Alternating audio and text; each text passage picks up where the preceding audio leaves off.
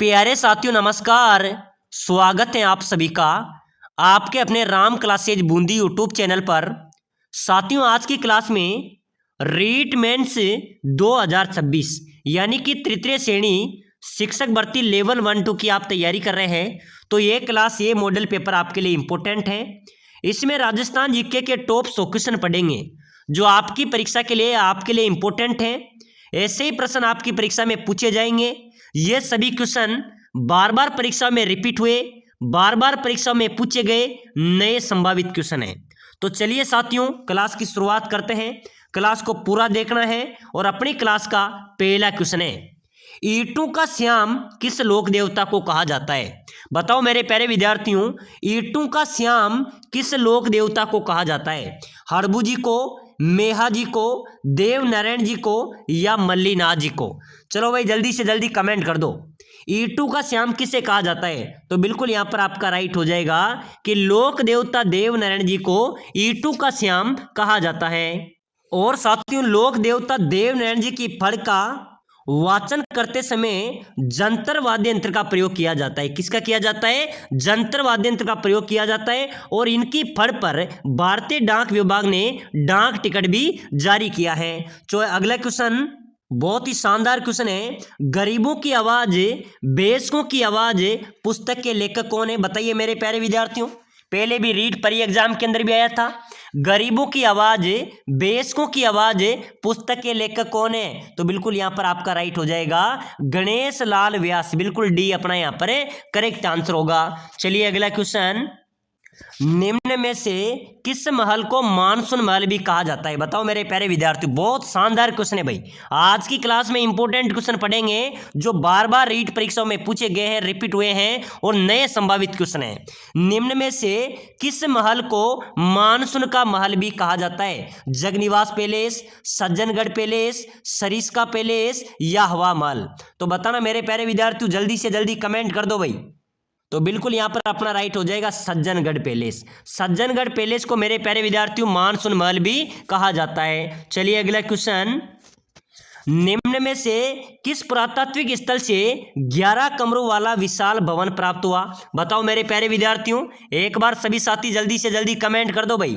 निम्न में से किस पुरातात्विक स्थल से 11 कमरों वाला विशाल भवन प्राप्त हुआ था? तो बिल्कुल मेरे प्यारे विद्यार्थियों बालातल सभ्यता उदयपुर। बिल्कुल आपका राइट हो जाएगा बालातल सभ्यता उदयपुर, यहां पर अपना करेक्ट होगा। चलिए नेक्स्ट क्वेश्चन, चारण कवि कर्णिदान किसके दरबारी थे? बताओ मेरे प्यारे विद्यार्थियों, बिल्कुल इंपॉर्टेंट क्वेश्चन है भाई। चारण कवि कर्णिदान किसके दरबारी थे? महाराणा अभय सिंह के। किससे थे मेरे प्यारे विद्यार्थियों? महाराणा अभय सिंह, यहां पर अपना करेक्ट होगा। चलो भाई अगला क्वेश्चन देखो, भोजन थाली मेला कहां पर लगता है? मेरे प्यारे विद्यार्थियों जल्दी से जल्दी कमेंट करो भाई। भोजन थाली मेला कहां पर लगता है? मंडोर जोधपुर में, कामा भरतपुर में, सादड़ी पाली में या फिर बांडी धौलपुर में? चलो भाई जल्दी से बताओ, थाली भोजन मेला कहां पर लगता है? एक बार सभी साथी कमेंट कर दो फटाफट से। तो यह लगता है मेरे प्यारे विद्यार्थियों कामा भरतपुर में। कहां पर लगता है?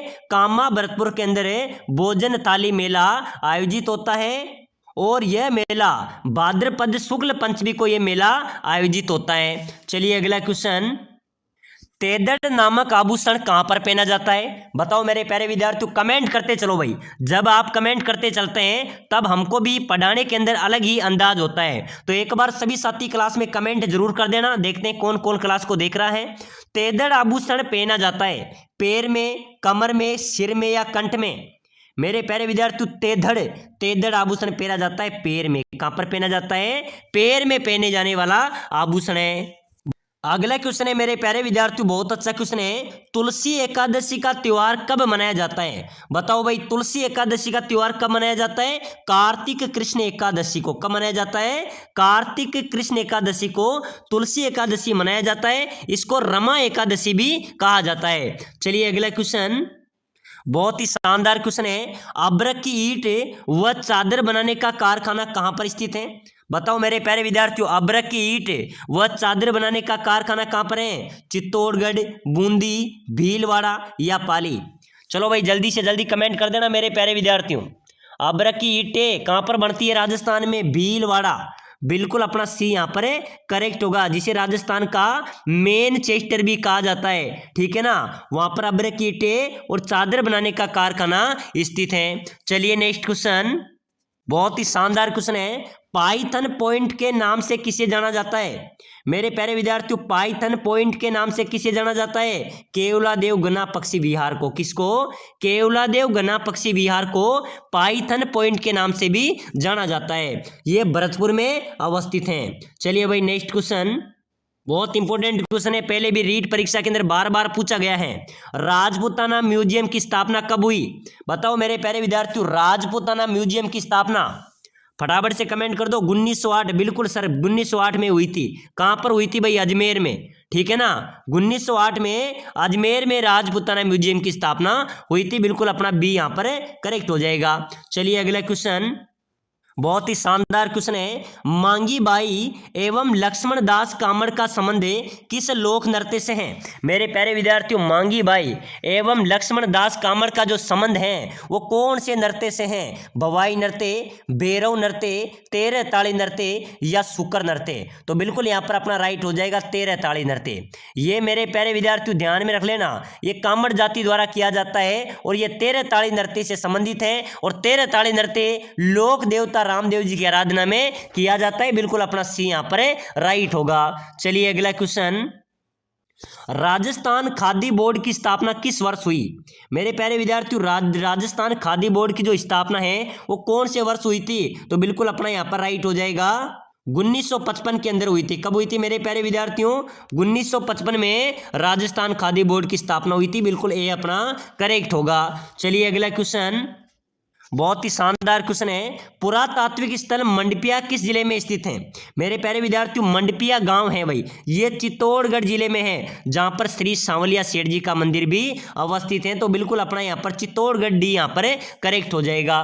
चलिए अगला क्वेश्चन, अगला क्वेश्चन है मेरे प्यारे विद्यार्थियों, बहुत ही शानदार क्वेश्चन है। राजस्थान का चेरापूंजी किसे कहते हैं भाई? राजस्थान का चेरापूंजी किसे कहा जाता है? माउंट आबू, सिरोही, झालावाड़ या बांसवाड़ा? मेरे प्यारे विद्यार्थी यहां पर अपना राइट हो जाएगा झालावाड़। झालावाड़ को राजस्थान का चेरापूंजी कहा जाता है। बिल्कुल सी अपना करेक्ट होगा। चलिए अगला क्वेश्चन, तलवारों की घेर कहाँ की प्रसिद्ध है? बताइए मेरे प्यारे विद्यार्थियों, तलवारों की घेर कहाँ की प्रसिद्ध है भाई? तो बिल्कुल यहाँ पर राइट हो जाएगा अपना मेनार। ये कहाँ पर आता है? उदयपुर में, ठीक है ना। तलवारों की घेर कहाँ की प्रसिद्ध है? मेनार, उदयपुर यहाँ पर अपना करेक्ट होगा। चलिए अगला क्वेश्चन, बहुत ही शानदार क्वेश्चन है। राजपूताना संग्रहालय अजमेर की स्थापना कब हुई? बताइए मेरे प्यारे विद्यार्थियों, एक बार सभी साथी जल्दी से जल्दी कमेंट करो भाई। राजपूताना संग्रहालय अजमेर की स्थापना कब हुई थी? 1876 में, 1890 में, 1908 में या 1942 में? मेरे प्यारे विद्यार्थियों, राजपूताना संग्रहालय अजमेर की स्थापना की बात करें तो ये हुई थी मेरे प्यारे विद्यार्थियों 1908 के अंदर। कब हुई थी भाई? राजपूताना संग्रहालय अजमेर की स्थापना कब हुई थी? 1908। बिल्कुल अपना यहाँ पर करेक्ट होगा। बहुत ही शानदार क्वेश्चन है। हुंकारो दो सा और चकवा बात की रचना किसने की थी? बताइए भाई मेरे प्यारे विद्यार्थी, इंपॉर्टेंट क्वेश्चन है भाई। आप रीट मेंस की तैयारी कर रहे हैं ना, तृतीय श्रेणी लेवल 1 2 वाले, एक बार सभी साथी क्लास को लाइक कर देना, जितने भी ग्रुप आपके पास इसमें शेयर भी कर देना, चैनल को सब्सक्राइबर कर देना, ताकि आने वाली हर एक क्लास आपको सबसे पहले मिले। चलो बताओ मेरे प्यारे विद्यार्थियों, हुंकारो दो सा और चकवा बात की रचना किसने की थी? लक्ष्मी कुमारी चुंडावत ने। किसने की थी भाई? लक्ष्मी कुमारी चुंडावत। बिल्कुल अपना ए यहाँ पर करेक्ट होगा। चलिए अगला क्वेश्चन, विजयगढ़ी महल किस दुर्ग में है? बताओ मेरे प्यारे विद्यार्थियों, विजयगढ़ी महल कौन से दुर्ग में स्थित है? तो बिल्कुल यहां पर आपका राइट हो जाएगा जयगढ़ दुर्ग में मेरे प्यारे विद्यार्थियों विजयगढ़ी महल अवस्थित है। चलिए भाई अगला क्वेश्चन, बहुत ही अच्छा क्वेश्चन है। राजस्थान में तांबड़ा उत्पादन में अग्रणी जिले कौन से हैं? मेरे प्यारे विद्यार्थियों, तांबड़ा उत्पादन में अग्रणी जिले की बात हो रही है, ठीक है ना। तो बिल्कुल अपने राजस्थान में तांबड़ा उत्पादन में अग्रणी जिले हैं टोंक और अजमेर, ठीक है ना। टोंक में राजमहल के अंदर भी एक बहुत बड़ी खान है तांबड़ा की, और टोंक जिला और अजमेर जिले तांबड़ा उत्पादन में अग्रणी स्थान पर है। तांबड़ा को मेरे प्यारे विद्यार्थियों रक्तमणि भी कहा जाता है, ठीक है ना। प्रश्न आ जाए तांबड़े को अन्य क्या कहा जाता है? तांबड़े को रक्तमणि के नाम से भी जाना जाता है। चलिए अगला क्वेश्चन, बहुत ही शानदार क्वेश्चन है। राजस्थान सेवा संघ की स्थापना कब हुई थी? बताओ मेरे प्यारे विद्यार्थियों, राजस्थान सेवा संघ की स्थापना कब की गई थी भाई? कब हुई थी?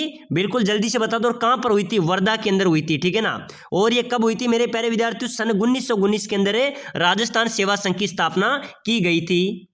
नेक्स्ट क्वेश्चन है, लाल पत्र के लिए प्रसिद्ध सिकंदरा कहां पर स्थित है? बताइए मेरे प्यारे विद्यार्थियों, लाल पत्र के लिए प्रसिद्ध सिकंदरा कहां पर स्थित है भाई? दौसा, करौली, भरतपुर या धौलपुर? मेरे प्यारे विद्यार्थियों, लाल पत्र के लिए प्रसिद्ध सिकंदरा कहां पर है? दौसा अपना यहां पर राइट हो जाएगा भाई, ठीक है ना। दौसा अपना यहां पर करेक्ट होगा।